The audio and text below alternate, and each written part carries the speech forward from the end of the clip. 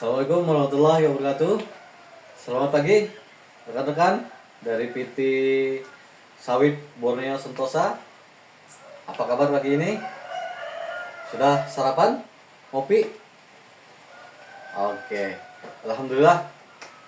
Pada kesempatan kali ini saya mencoba untuk sharing, bersosialisasi tentang bagaimana sih penanganan seandainya terjadi insiden gigitan ular. Nah, ini biasanya sering terjadi, kasus ini terjadi di lingkungan kita di sekitar perkebunan sawit. Dan dari itu semoga nantinya materi ini bisa bermanfaat bagi kita semua. Sebelum mulai ke acara tersebut, alangkah baiknya kita sama-sama berdoa dulu untuk para senior kita, mentor kita, pendahulu kita, dan juga semoga nanti acaranya berjalan dengan lancar dan sukses sampai selesai. Oke, berdoa mulai. Doa selesai.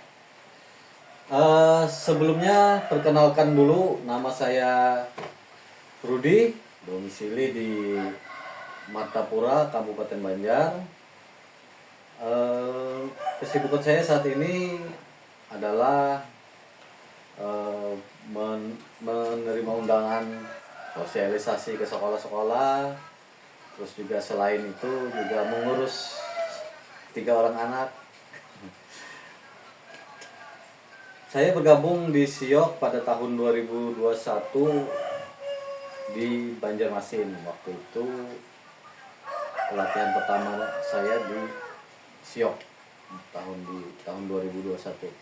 Oke, kita langsung saja masuk ke materinya. Sebelumnya saya mau sampaikan dulu tentang mitos dan fakta ular. Nah, apa saja mitos-mitos ular yang biasanya berlaku di masyarakat kita, apalagi di Kalimantan.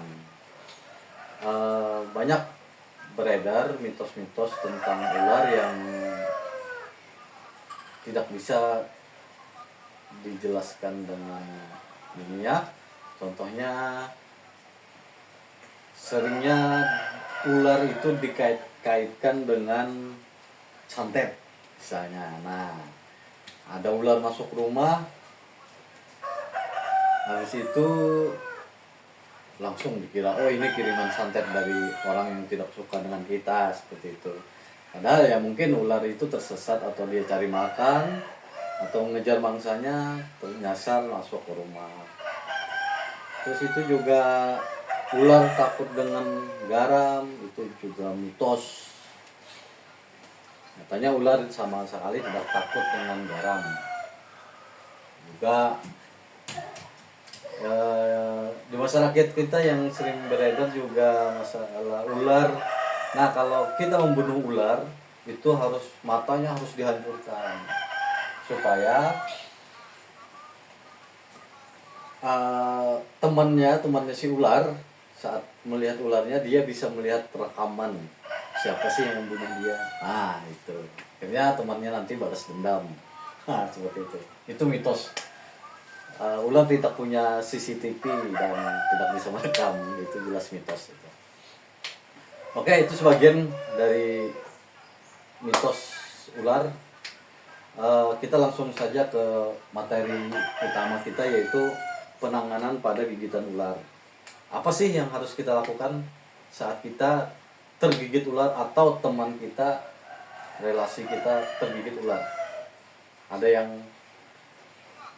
punya pengalaman menemui kasus ini? Oke, kita jelaskan langsung ya. Yang harus kita lakukan adalah saat terjadi gigitan ular, nah, kita coba imobilisasi korban. Caranya adalah usahakan supaya korban tetap tenang, jangan terlalu banyak bergerak, karena semakin kita banyak bergerak akan semakin cepat bisa ular itu menyebar ke tubuh kita. Dari itu kita usahakan jangan terlalu banyak bergerak. Kemudian setelah itu tetap tenang, jangan panik, itu kunci utamanya, jangan panik. karena kita juga belum tahu nih ular ini berbisa atau tidak yang menggigit.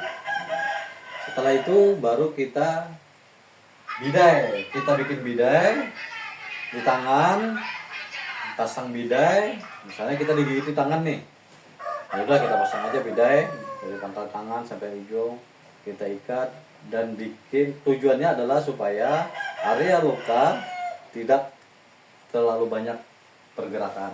Seperti kata saya tadi, semakin banyak bergerak, semakin mempercepat bisa ular menyebar.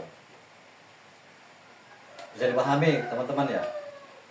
Selanjutnya setelah selesai itu baru kita bawa korban ke rumah sakit. Nah di rumah sakit nanti tim medis lah yang menanganinya. Selanjutnya entah itu dibersihkan atau diapakan.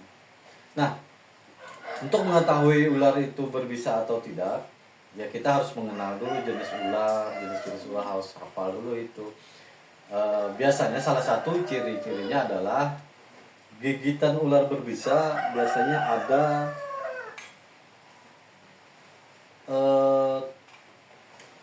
luka yang bekas taring ular, bekas taring ular. Nah, taring bisa ular itu salah satu cirinya. Sedangkan kalau jenis piton biasanya gigitannya lukanya banyak dan merata. Nah, sedangkan kalau ular berbisa karena dia mempunyai taring bisa, bekas gigitannya itu terdapat 2 lubang yang agak besar dari gigi yang biasa. Seperti itu. Itu salah satu ciri ular itu berbisa atau tidak. Nah, sedangkan penanganan untuk ular yang tidak berbisa itu seperti biasa, dibersihkan lukanya, diperban. Kalau lukanya sobek agak besar dan pendarahan banyak, perlu juga kita bawa ke rumah sakit. Seperti itu. Nah, untuk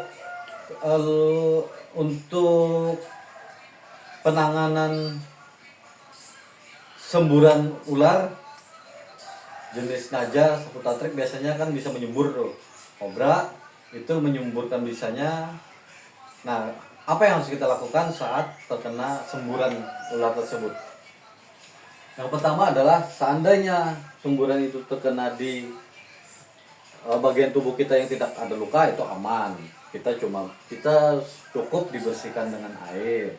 Nah, tapi seandainya di sana ada lukanya, nah kita berlakukan seperti luka gigitan. Artinya kita tetap imobilisasi, terus kita tangani, tidak usah panik, baru kita ke rumah sakit. Nah, seandainya semburan itu di mata, apa yang harus kita lakukan? Iya, betul. Kita siram dengan air yang banyak. Siram terus dengan air banyak sampai rasa perihnya hilang. Atau saat kita melihat matahari tidak nyeri, tidak perih. Seperti itu. Itu indikasinya bahwa bisa itu sudah keluar dari mata. Oke, sampai di sini. Ada pertanyaan dari kawan-kawan? Kalau tidak ada, saya tutup sesi ini. Kita nanti masuk sesi berikutnya, yaitu praktek pembidaian imobilisasi gigitan ular. Oke, terima kasih kepada kawan-kawan semua. Mohon maaf seandainya ada kekurangan atau kesalahan kata yang saya ucapkan. Semoga ini bermanfaat untuk kawan-kawan, untuk kita semua. Wassalamualaikum warahmatullahi wabarakatuh.